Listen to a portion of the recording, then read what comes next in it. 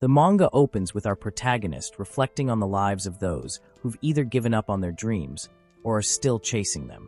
It's like a pep talk, one of those motivational speeches you'd hear right before the big game or in an anime. And yet, here he is, doing exactly the opposite, that he's the kind of guy who's as close to perfect as anyone can get. No mistakes, always efficient, and constantly praised by his seniors. You're truly an outstanding employee, they say. And it's no wonder that he doesn't rock the boat or stir up any conflict.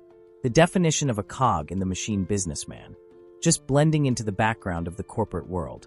Another backbreaking day passes, and Hinechi Fudo, our guy, is munching on snacks at his desk, looking like he's about to clock out for the day.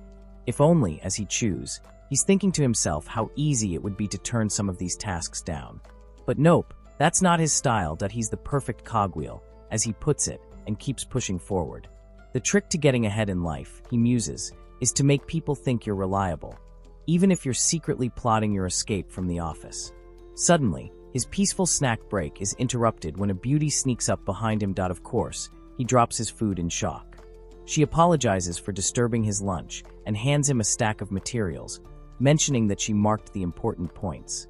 Fudo, ever the professional, thanks her with his corporate smile and promises to get to it right away, insisting that he'll do it immediately, even though she told him to eat first.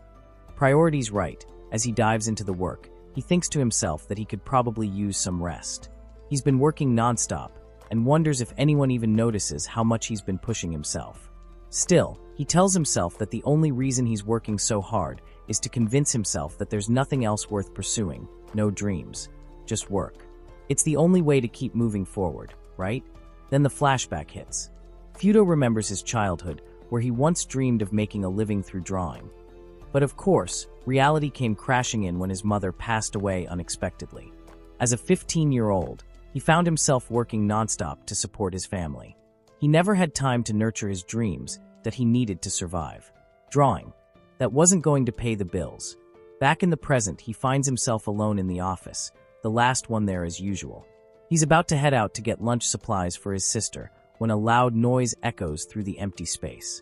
Another bang follows, and his heart jumps into his throat. That what's happening now?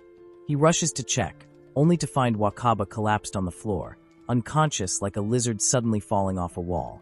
Panic sets in as he scrambles to figure out what to do first. Call an ambulance, check if she's still conscious, or just scream for help. But before he can act, he notices something even stranger, a camera, along with some photos scattered around. His mind starts racing, and then, through the chaos, Wakaba's voice trembles from the floor, mumbling about how bad she is at inking. Fudo is completely floored. This is a whole new level of weird, and he's definitely not prepared for it. Earlier, Wakaba paces around the office, clearly anxious, muttering to herself. She notices Hinata-san sitting at her desk, deep in thought, staring at her laptop. Then she suddenly freezes, wondering what to do next. She is startled by Wakaba, and it's clear she's been deliberating on which design to send in for approval. Wakaba, trying her best to offer advice, isn't exactly an expert, but she points out that red is their company color and tends to be a crowd pleaser. Hinata, relieved, agrees and goes with the red design, thrilled by the suggestion. Fudo, watching this interaction, can't help but admire Wakaba. She's got this amazing ability to provide an answer almost instantly, just like she holds the best sales record, that he's feeling a little competitive, thinking that he needs to up his game if he's going to match her energy. But now Wakaba's abrupt shift catches him off guard. She stands up, apologizes to him, and then admits she's been struggling with manga deadlines. Apparently, that's the cause of her exhaustion and the reason she collapsed earlier. It turns out she's been juggling work with drawing manga as a hobby, a fact Fudo never expected. He's shocked, but also intrigued that he smacks his forehead in realization, reminding himself that people can have hobbies outside of work. It's not fair to judge. Wakaba, now embarrassed by her confession, pleads with him to keep her secret, sharing how her classmates used to tease her for drawing manga. She doesn't want anyone at work to know, especially since it's a touchy subject for her. Fudo, now understanding, reassures her that he won't tell anyone. But then he has to ask, why on earth would she print out her manga on the office printer of all places? She awkwardly admits that it's just easier than going to a convenience store where she'd feel self-conscious about printing her manga in front of strangers. The office with its empty space seemed like the safest bet. Fudo can't help but chuckle at her logic. But the real shock comes when she explains she's been working on her manga with a looming deadline. Fudo takes one look at her printed pages and immediately thinks, there's no way she could finish all this in 2 days. Wakaba, her face full of determination, admits she was aiming for a Manga of the Year award, but the storyboard was giving her trouble. She's planning to work through the weekend to finish it. Fudo, silently impressed, wonders just how much she's willing to sacrifice for her passion. Then Wakaba surprises him even further.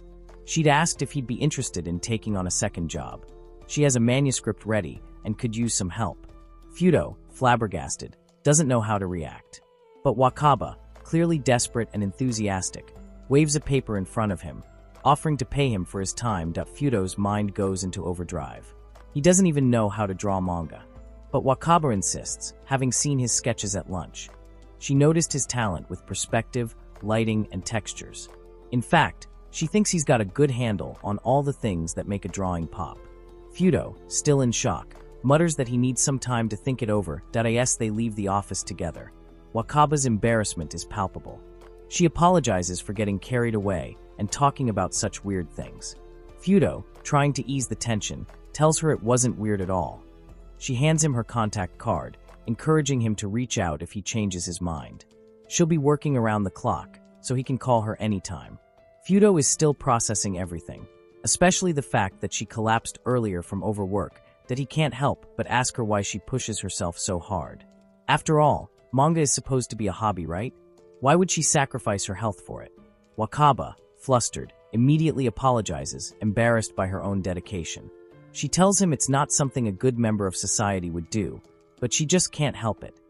Fudo, looking out for her well-being, gently insists that she take care of herself. He's not blaming her, he's just genuinely concerned. As he wonders aloud what's driving her so far, Wakaba opens up, explaining that when she was a kid, she dreamed of becoming a mangaka. But when she couldn't make it work, she gave up on that dream and focused on her job instead. Fudo, now understanding the depth of her passion, can't help but think back to the sketches he'd seen. Wakaba's voice lingers in his mind as she talks about her love for drawing. That she's realized that drawing manga, even in her limited free time, has been a way to reignite her old dream. It's what keeps her going, even when things get tough. As they part ways, Fudo feels a sense of admiration for her drive and resilience. Wakaba may have given up on her dream once, but she's not letting go of it now. And Fudo, he's starting to see that maybe he has a part to play in helping her reach it.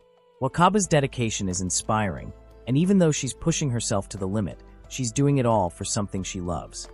Fudo can't help but feel a little inspired by her too. As he reflects on his childhood, the memory of his mother's excitement surfaces. She had once beamed with pride, announcing his artwork had won a grand prize, but instead of celebrating, he brushed it off. His youthful focus was elsewhere. He just wanted to return home and draw more. His mother's insistence to savor the moment frustrated him, and his outburst cut through her joy, leaving a moment of tension that stayed with him. Now, in the present, he understands what truly matters in the creative process. The greatest satisfaction isn't in the completion of a piece or the spark of a brilliant idea. It's in the moment when his work resonates with someone else. Clenching his fists, he grounds himself in his current responsibilities, protecting his younger sister, paying rent, covering living expenses, and balancing taxes. Art had to take a back seat to survival, and he accepted that choice, believing it was enough. Yet, as he looks at Wakaba's sketches, a wave of nostalgia stirs within him. Tossing them in the trash doesn't quiet his emotions. Instead, he finds himself fishing the paper back out, unable to discard something so simple yet meaningful. Memories of Wakaba's enthusiasm for his art resurface, and a dormant spark begins to reignite.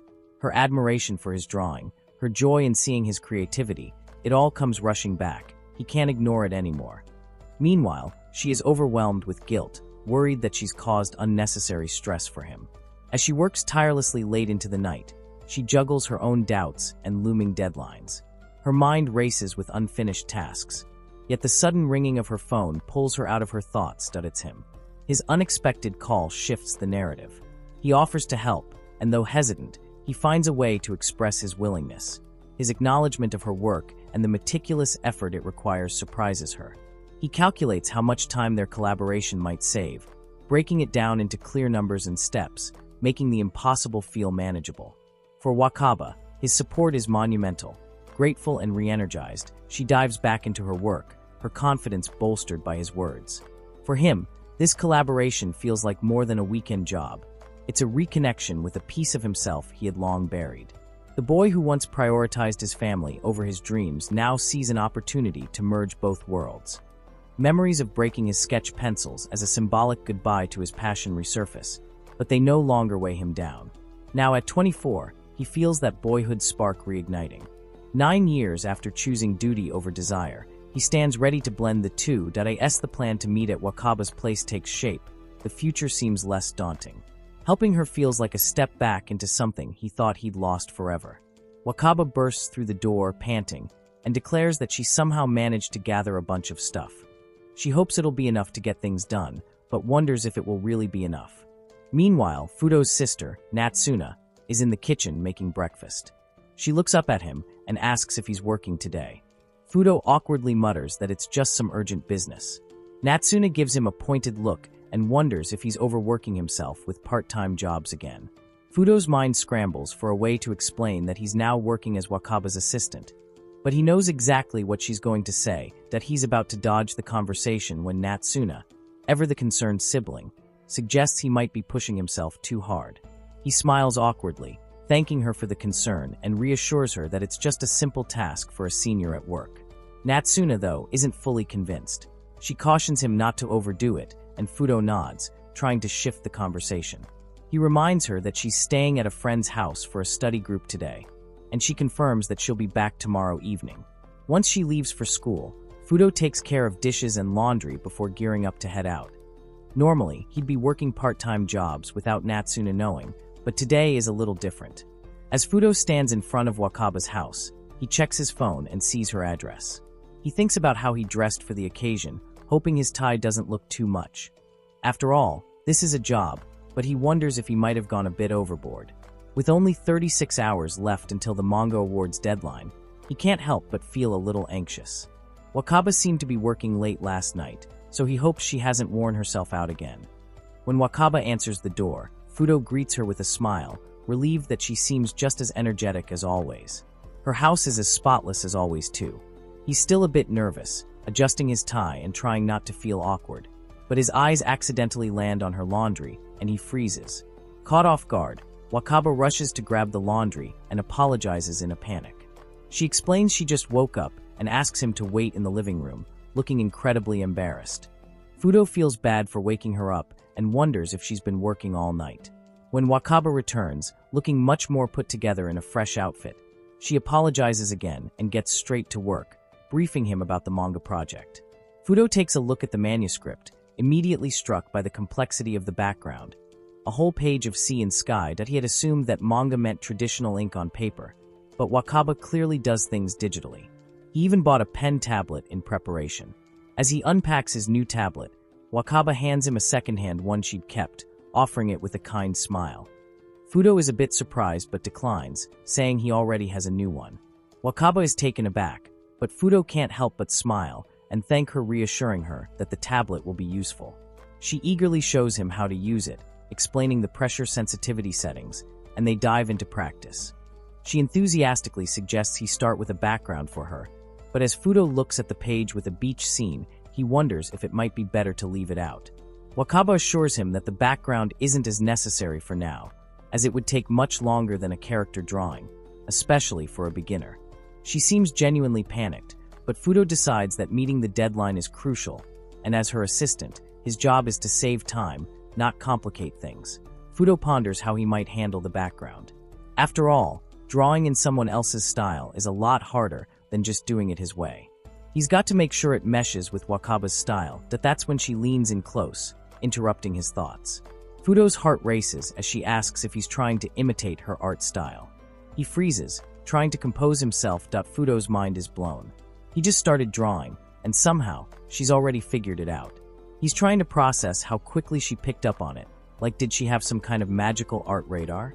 Wakaba, on the other hand, is all fired up, excitedly explaining how much cooler Fudo's art is compared to his. She's practically bouncing in her seat. talking about how the shadows in his line art suck right in while his tree drawing. Well, let's just say it doesn't exactly have that wow factor.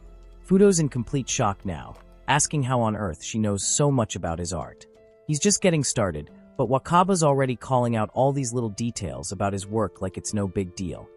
She admits she's been into the whole realistic and cool background thing, but her skills weren't quite there, so she ended up with some less than impressive backgrounds back in the day. But now, she's seeing him draw the stuff she always wished she could. She gets a little sentimental, admitting that Fudo's art has been stuck in her head forever, and that's why she's so happy he agreed to be her assistant. And to top it off, she even has watercolors and a scanner on hand, just in case digital drawing doesn't work for him. Fudo's stunned. Is all this just for him? He thought he was just there to save time, but Wakaba's going all out with the supplies. He starts to get a little nostalgic about it, realizing that Wakaba's the only one who's really appreciated his art all along. Meanwhile, Wakaba's face plants into the floor, mortified by how stalkerish she sounds. She awkwardly apologizes and hopes Fudo doesn't think she's totally weird. He smacks his forehead, which kind of makes her jump, and then he flips into work mode that he pulls out his phone to show her one of his paintings from when he was 14. Yeah, it's old, but it's also award-winning, and it totally blows her away. Wakaba's jaw drops, but she tries to hide it by insisting it's exactly the kind of art she had in mind. Of course, with the limited time they have, she's not sure they'll be able to do it justice. That's why she was ready to give up on the background. But Fudo's not giving up that he asks if she's cool with him trying to draw the ocean background. Digitally, of course, but there's one catch. He's still getting used to digital drawing, and he's not ready to go all in, yet Wakaba's practically crawling toward him in excitement, asking if he's sure about it. Fudo, nervous but determined, admits he's going to stick with watercolors for now, the medium he's most familiar with. Wakaba's all in, telling him she'll handle the scanning and toning, no problem. But she's surprised when Fudo insists that the manga world is all black and white, and he's only going to use one color. Yes, just black and white. Wakaba is a little confused but supportive as always. Fudo's mind starts racing that he's about to tackle one of the most challenging backgrounds of his life. The ocean in black and white, with every detail down to the reflections of light. He needs to capture the vastness of it all, even though he's only got two colors. That it's a huge challenge. But Fudo's ready to dive in, and even though colors like blue, green, and red exist in this world, he's going to make them all appear with nothing but black. It's an illusion, but it's going to be a good one. Fudo picks up the pen, his grip tight as he remembers his first painting, that it's been a while since he touched anything artistic, 9 years to be exact. The tension in his hand, the sound of the brush on the paper, it all comes rushing back like a floodgate bursting open.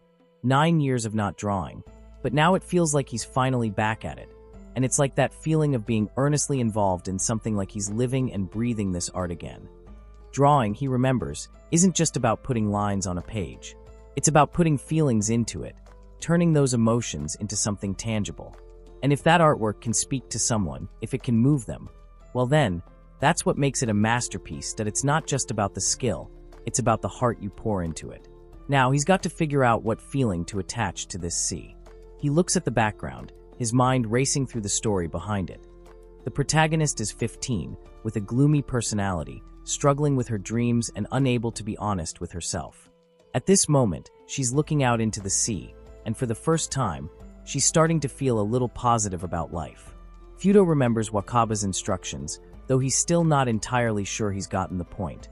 But he decides to trust his instincts and just go with what feels right. He thinks about the protagonist's life, full of gloom, always looking down, never noticing the beauty of the ocean. But what happens when someone who's been stuck in darkness finally sees something beautiful? It's not like a light switch flipping on. It's more like catching a glimpse of something shining and breathtaking from the corner of a dark room. Something so dazzling that you almost want to push it away, but at the same time, you can't help but want to reach for it. Yearn for it with all your heart.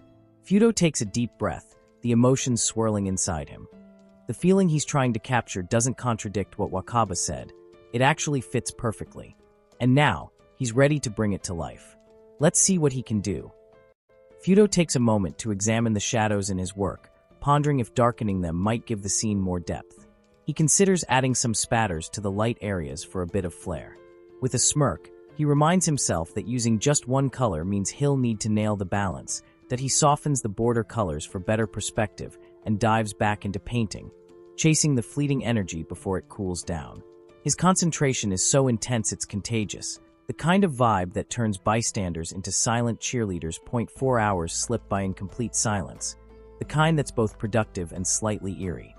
When Wakaba finally notices the time, she jumps up, realizing how late it is.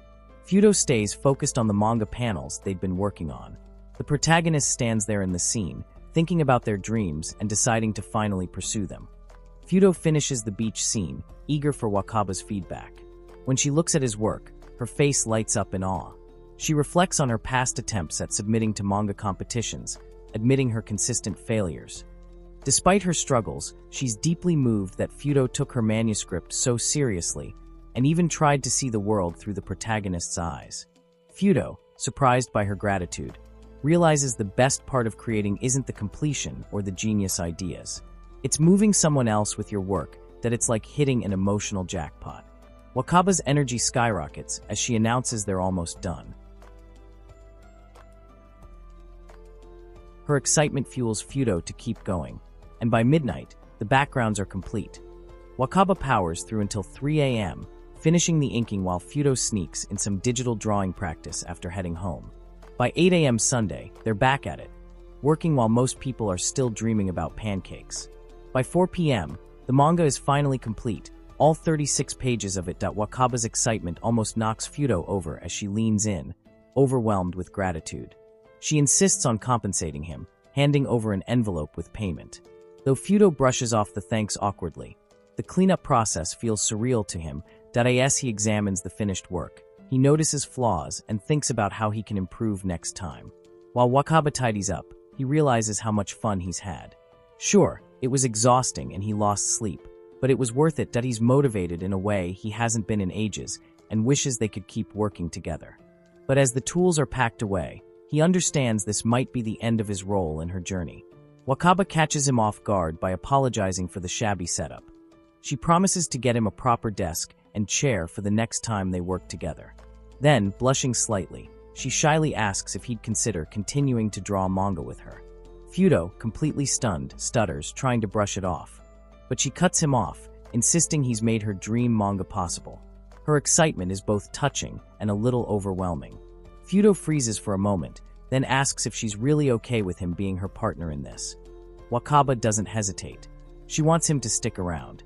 Fudo's 24 and works a regular office job. As a kid, he dreamed of becoming a world-famous artist. Wakaba, on the other hand, is 25, also working an office job. Her childhood dream was to create the best manga for Maria Monthly and become a mangaka. But as adults, they both realize how hard those dreams are to chase. Talking about dreams, yeah, that's tough too. Fudo ponders, though, being an assistant for a couple of days. Actually kind of fun. He'd always drawn for his own sake, but now his work could actually make someone happy. And someone like Wakaba was depending on him to make their dream come true. That it's a weird feeling, people expecting big things from him. Wakaba notices that Fudo seems a bit troubled.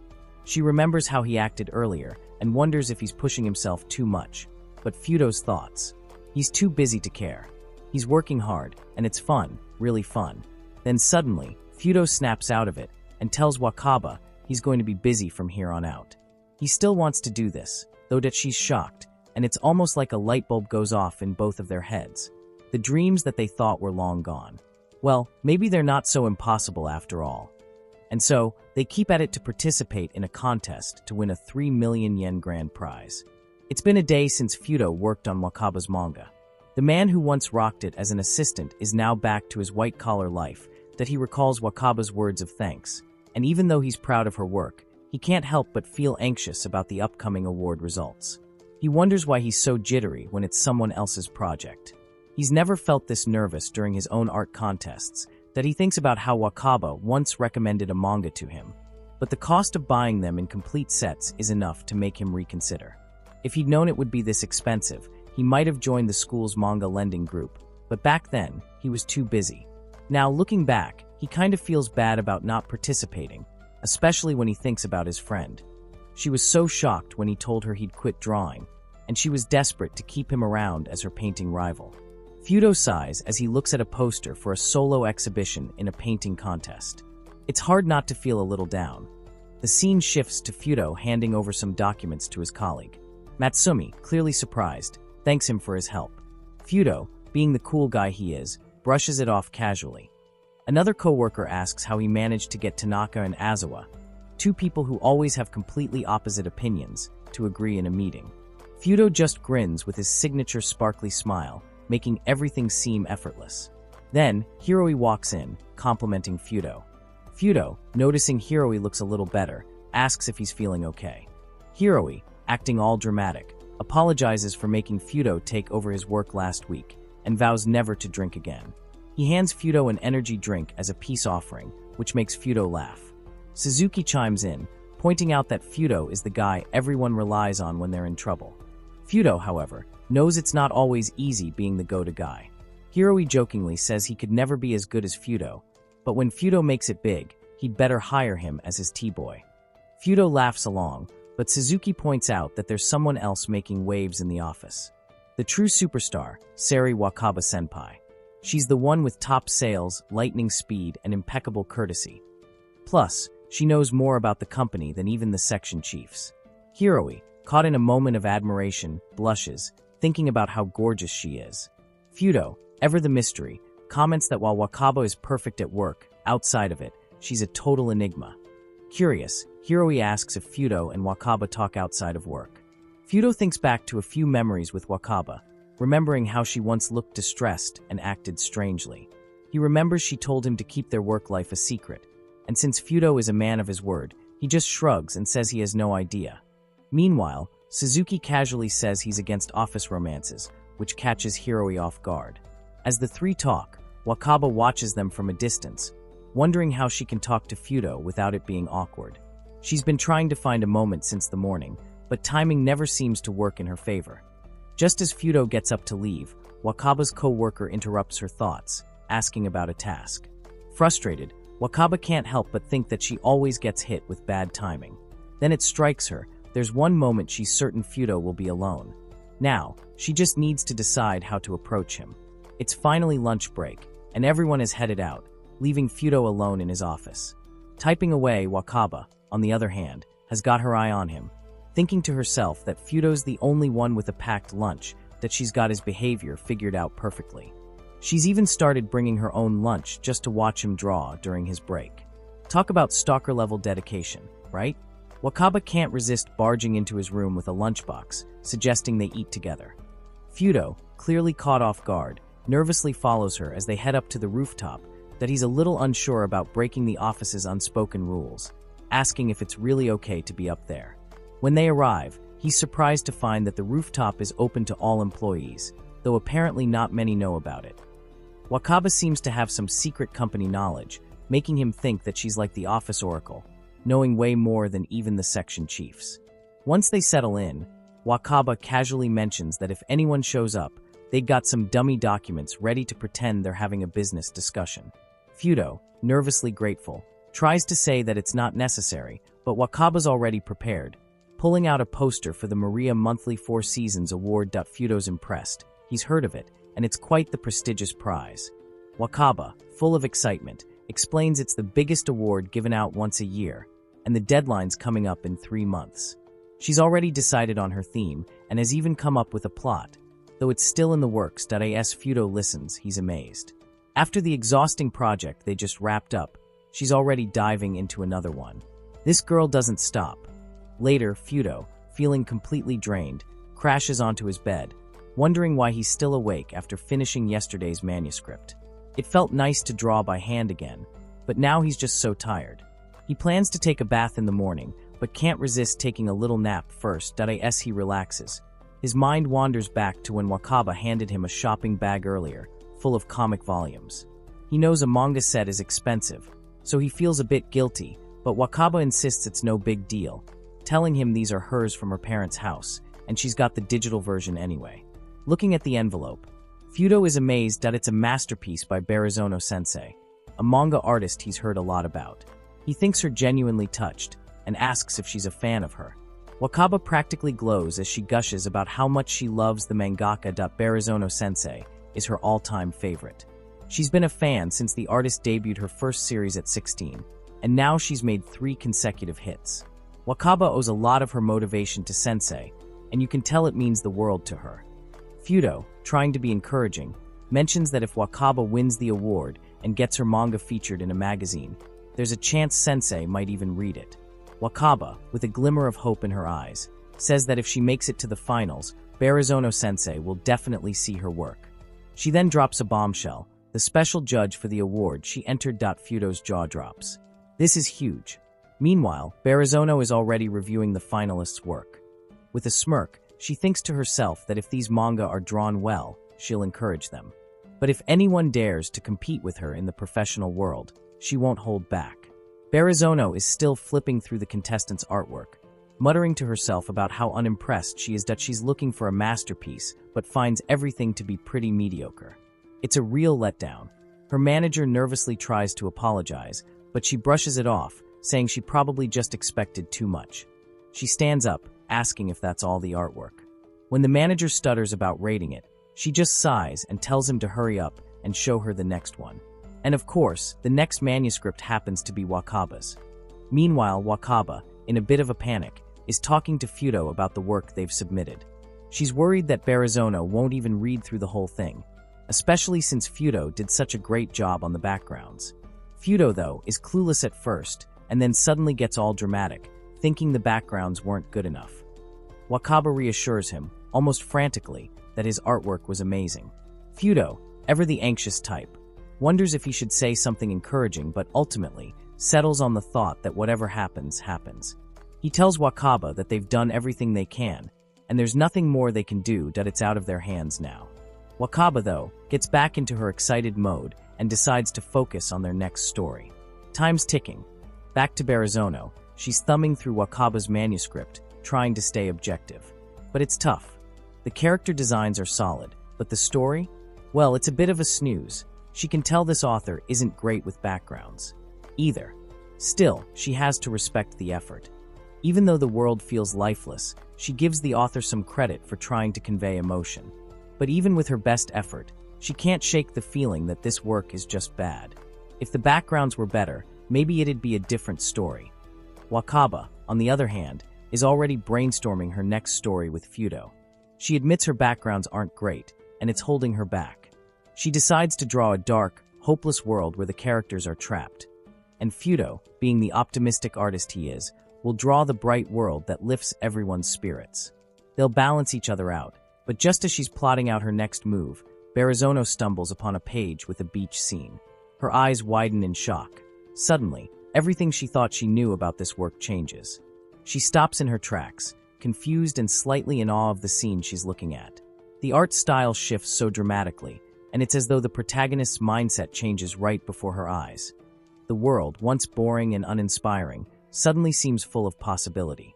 It's all so beautifully drawn that she can't help but wonder if the protagonist's journey mirrors the author's own journey. She can't help but feel like she's being pulled into the story herself. Her manager, clearly on edge, asks how she's feeling about it. After some contemplation, Barizono finally admits that the first half might be a tough read for casual readers, but the second half, that's where it hits. If you can push through the slow start, the emotional payoff is worth it. Still, she realizes that the piece isn't perfect. From an author's perspective, there are flaws. But as someone who carefully reads the whole thing, she recognizes the effort and the heart behind it. She smiles, ready to acknowledge it for what it is. It's got weaknesses, but it's got heart too. After finishing lunch, Wakaba thanks Fudo with a cheerful smile, grateful for the company. She tells him she read the manga carefully and thanks him again for lending it to her. Wakaba gets ready to head back to work, all energized after her break. Meanwhile, Fudo, still lost in thought, decides to study too, by reading the manga. As he walks after her, he's so deep in thought that he bumps right into her. She stands at her like a statue, and Fudo, looking a bit flustered, asks if something's wrong. Over at the manager's side, he sends a text to Barizono, letting her know it's done. Barizono, on the other hand, barely reacts to the news, thinking to herself that whatever rating she gives, it'll be pretty harsh.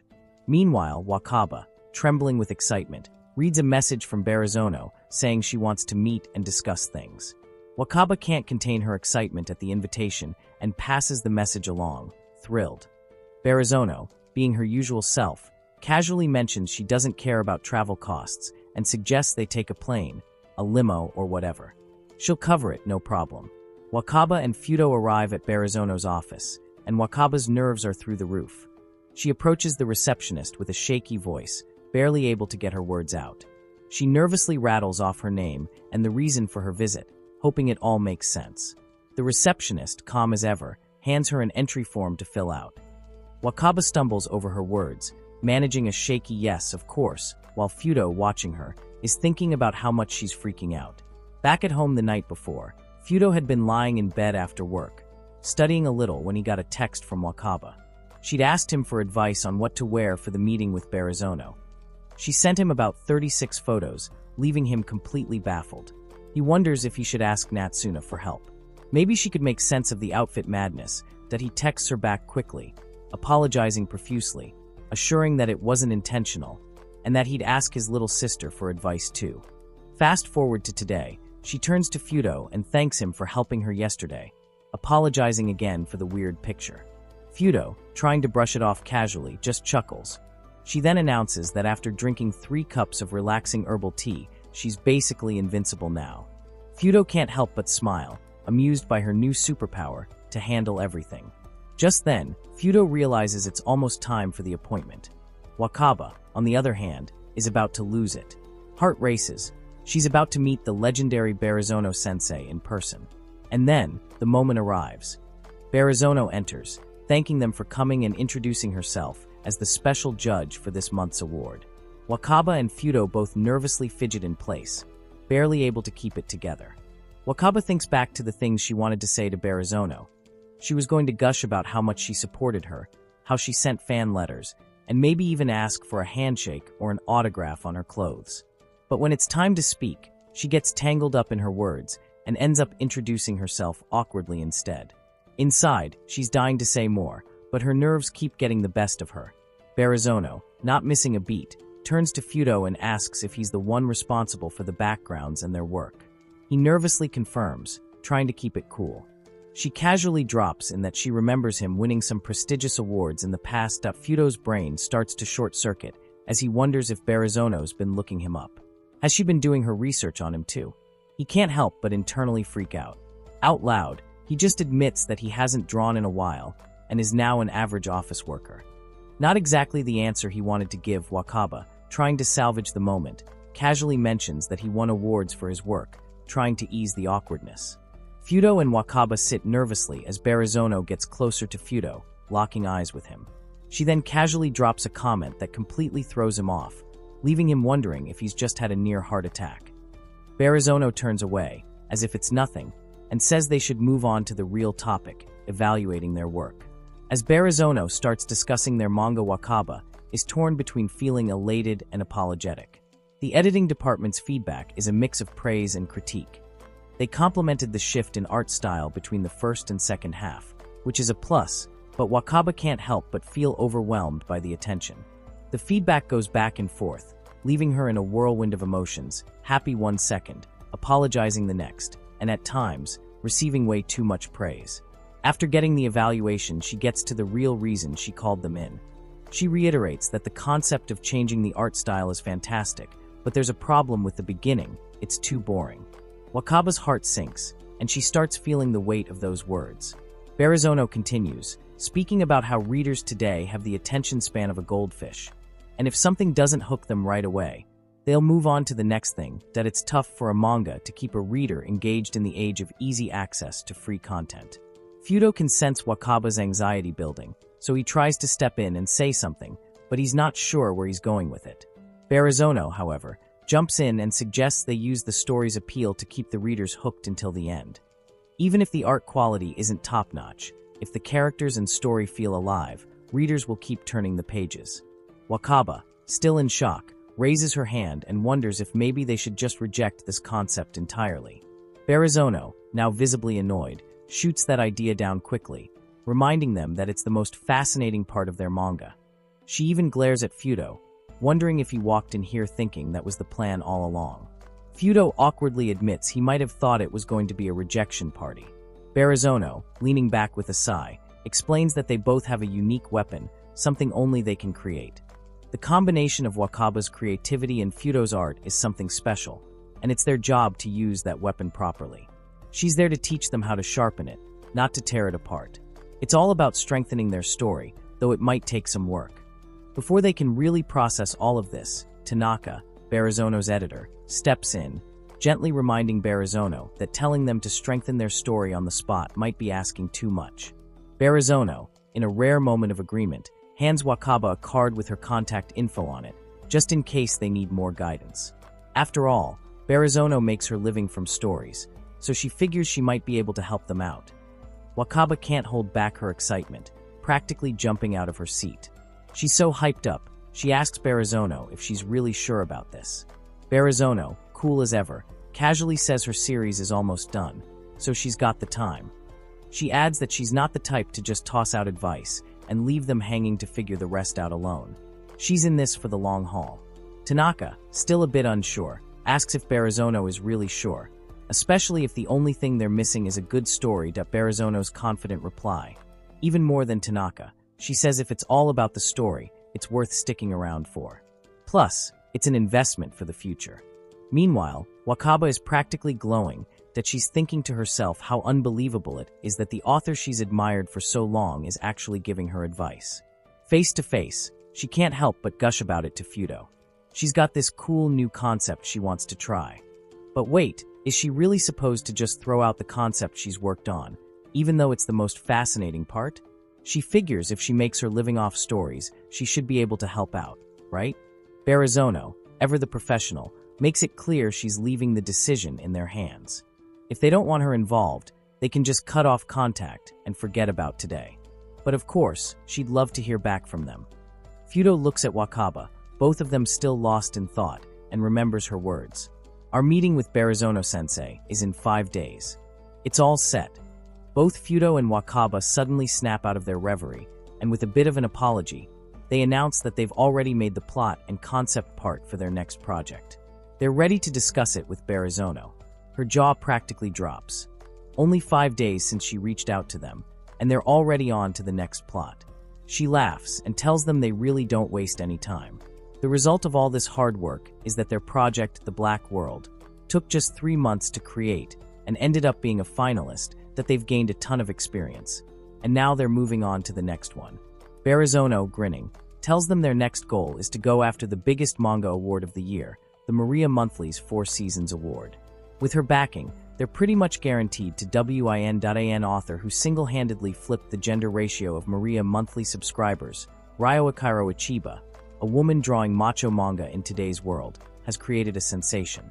Her TV adaptation even hit a 20% viewership rate. Then there's Kokoro Miyake, the backbone of Maria Monthly, whose work has all been massive hits, and Hanako Barizono, whose influence has shaped an entire generation of authors. These are just a few of the shining stars born from the prestigious Maria Monthly 4 Seasons Award, held every year.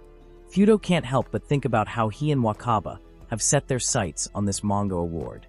They've got big plans with the help of manga legend Barizono-sensei, working day and night to make their dream a reality, or at least, that was the plan. But reality hits like a freight train. All the fun and excitement lately has made Fudo forget what real work feels like. He's so swamped, he doesn't even realize it until he's staring at the clock, realizing he's going home at 9 p.m. He's got 2 hours to draw before the day's over, and his brain's already halfway to burnout, that he won't get a thing done just rambling. He tells himself, time to focus, get rid of the distractions. When Fudo finally makes it home, his sister greets him with her usual excitement and asks about dinner. Fudo, in an attempt to win some favor, mentions that he brought her ice cream, vanilla her favorite.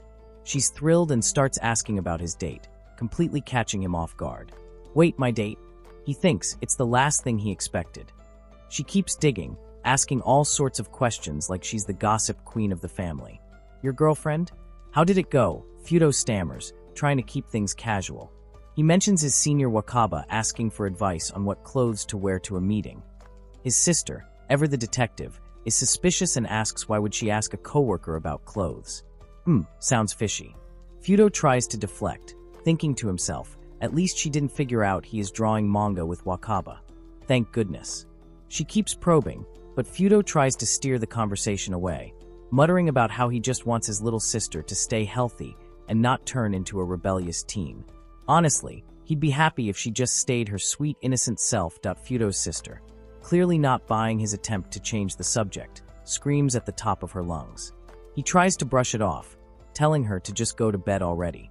The scene shifts to Burazono, who's just wrapped up a series that's been completed lately that she's giving an interview, and the interviewer is practically glowing with excitement, talking about how her latest work has grossed over 3 billion yen. No surprise there, sensei, he says. Burazono gives a polite smile, graciously sharing the credit with the readers and the media staff. She throws in a thank you to everyone who supported her, and the interviewer practically wants to bow to her before she can catch her breath. Tanaka leans in and whispers something in her ear, a little like a ninja delivering secret info. Burazono-sensei, Wakaba-sans reached out to you. Burazono gives the interviewer an apologetic smile, cutting the conversation short. She thanks him for the kind words, but she's got something much more important to attend to. Sorry, I have to step out of this chat for a bit, she says as she excuses herself and picks up the call from Wakaba. Wakaba sounds apologetic on the other end for disturbing her when she is busy. Burazono, who's more than happy to escape the conversation, laughs a little and assures her that it's actually been a bit dull. She then gets straight to the point, asking Wakaba if she's made up her mind that on the day of their meeting, they came with 3 plots. One was about empathy in the modern world, but it's pretty close to her past work. They could still make it a higher-level creation with a solid hook. The second was a modern battle story, which is a classic. The market's there, and it's easy to whip up characters. And the third one was a fantasy, a genre she has gotten some roots in. But let's face it, if she messes this one up, it's either going to be a masterpiece or total garbage. The possibilities are endless, but the choice is up to her. Out of all, Wakaba chooses the fantasy genre, and her heart is racing as she waits for Burazono's response, and you can almost hear her biting her nails in suspense. Burazono, after hearing Wakaba's excitement, responds that the fantasy plot is the most interesting to her, with no objections. She adds that she didn't want to influence Wakaba's decision earlier, but the fantasy staging quality really stood out that she's impressed that Wakaba pulled it off so well on the first try. Wakaba, now practically bouncing with excitement, admits that she's been collecting fantasy material for a while, just waiting for the day she'd finally draw it. She explains how world building is the key to fantasy, that IT doesn't exist in real life, but it should feel real. That's the charm of it. And since she's terrible at backgrounds, she's never been able to create a proper fantasy world on her own, until now. And now, with Fudo Kumon by her side, who'll be doing the manga art with her, she's confident it's a good move.